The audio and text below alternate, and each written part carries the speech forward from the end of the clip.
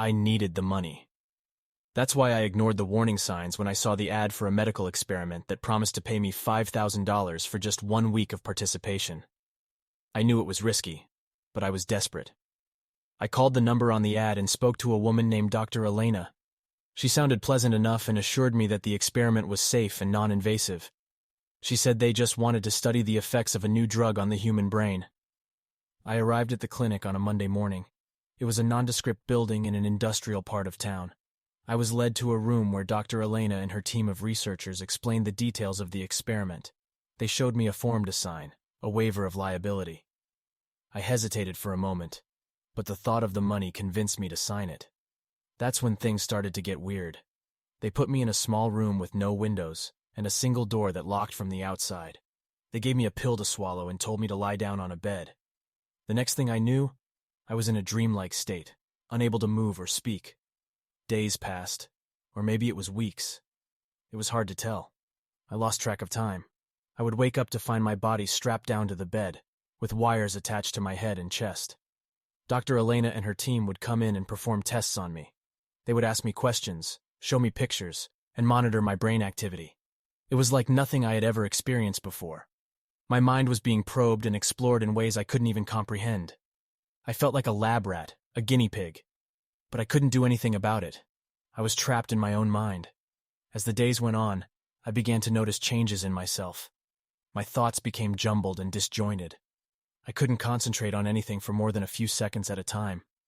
My memory started to fail me.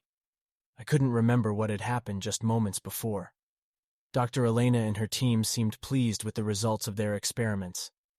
They would make notes in their notebooks, exchange knowing glances, and whisper to each other in a language I didn't understand. One day, they brought in a new device. It was a machine that looked like a cross between a helmet and a VR headset. They put it on my head and activated it. Suddenly, I was transported to another place, a world that existed only in my mind. It was a dark, twisted place, full of shadows and monsters. I could hear screams and whispers all around me. I felt like I was going insane. I tried to scream, but no sound came out. The experiment continued for what felt like an eternity. I had no sense of time anymore. My mind was completely shattered, fragmented into a million pieces. But then, one day, I woke up, and the experiment was over. Dr. Elena and her team came in and told me that I had done well, that the experiment was a success. They unstrapped me from the bed and gave me a check for $5,000. I left the clinic, feeling like a shell of my former self. I had been changed by the experiment, in ways that I couldn't even begin to understand. I went back to my old life, but it was never the same. I couldn't shake the feeling that something was wrong with me, that I had been damaged irreparably. I tried to forget about the experiment, to move on with my life, but I couldn't. The nightmares began soon after I left the clinic. Every night, I would be transported back to that dark, twisted world that existed only in my mind. I would see the shadows and monsters, hear the screams and whispers. I would try to run, but my feet would be rooted to the ground. One night, I woke up in a cold sweat, my heart racing.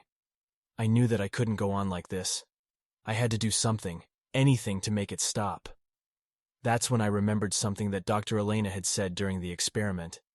She had mentioned that the machine they had used on me was designed to create a connection between the conscious and subconscious mind, to bring the hidden parts of the psyche to the surface. I wondered if that connection was still there, if I could use it to find out what had happened to me during the experiment.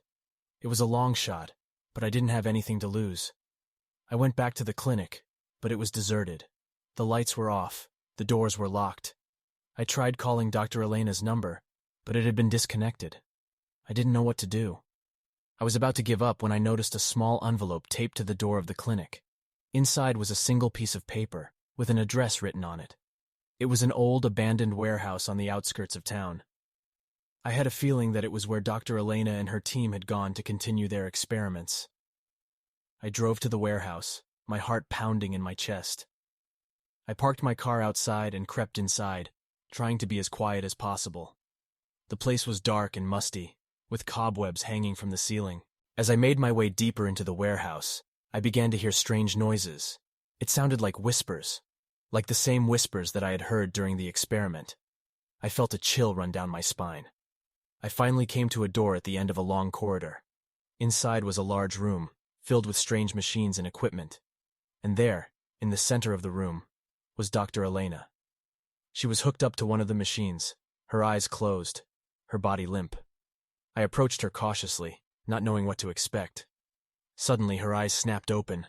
She looked at me with a wild, manic expression. "You shouldn't be here," she said, her voice low and menacing. "You're not supposed to know." "Know what?" I asked. She laughed, a cold, cruel laugh. "That we found something in you, something special. We wanted to unlock the full potential of the human mind, to create a new breed of superhumans. And we did, but at a cost." "What cost?" I asked, my heart racing. Dr. Elena looked at me, her eyes filled with a mix of fear and regret. "We found a darkness inside you," she said. "a darkness that we couldn't control. It's what created that twisted world in your mind, that place of nightmares. We thought we could fix it, but we were wrong. We only made it worse." I felt a cold shiver run down my spine.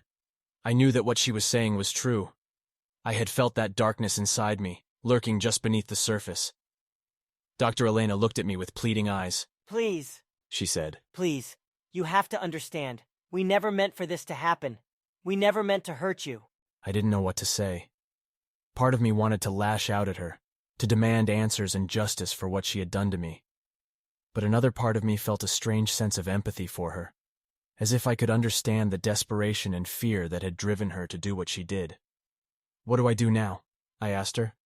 Dr. Elena looked at me, her eyes pleading. "I don't know," she said. "I don't know if there's anything you can do, but you have to try. You have to find a way to control the darkness inside you before it's too late." I nodded, not sure if I could really do what she was asking. But I knew that I had to try. As I left the warehouse, I felt a strange sense of detachment from the world around me. Everything looked different, as if I was seeing it through a veil. I felt like I was on the brink of something that could either save me or destroy me. The nightmares continued, growing more intense and vivid with each passing day. I began to see things that I knew couldn't be real, shadows and shapes that seemed to move and twist in impossible ways. I was starting to lose my grip on reality, and the darkness within me was getting stronger. It was like a cancer, spreading through every part of me and consuming me from the inside out. The nightmares grew worse, more vivid and terrifying than ever before.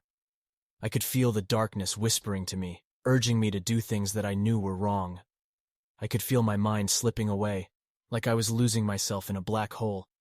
I tried to fight it, to hold on to my sanity, but it was like trying to stop a hurricane with my bare hands.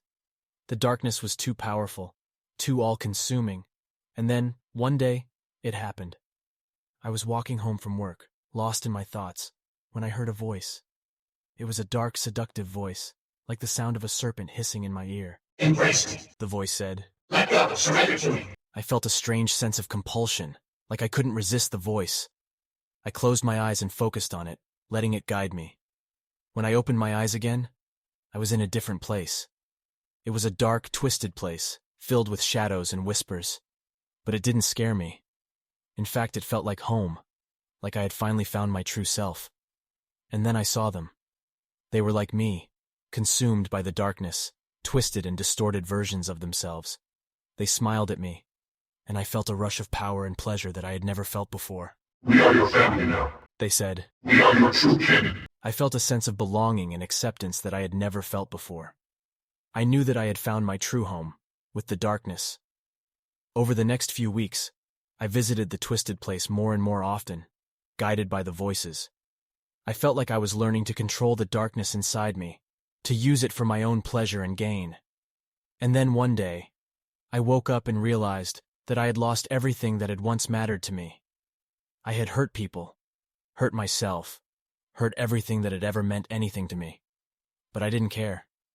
I felt like a new person, like I had been reborn into something greater. I never went back to the clinic, or saw Dr. Elena again.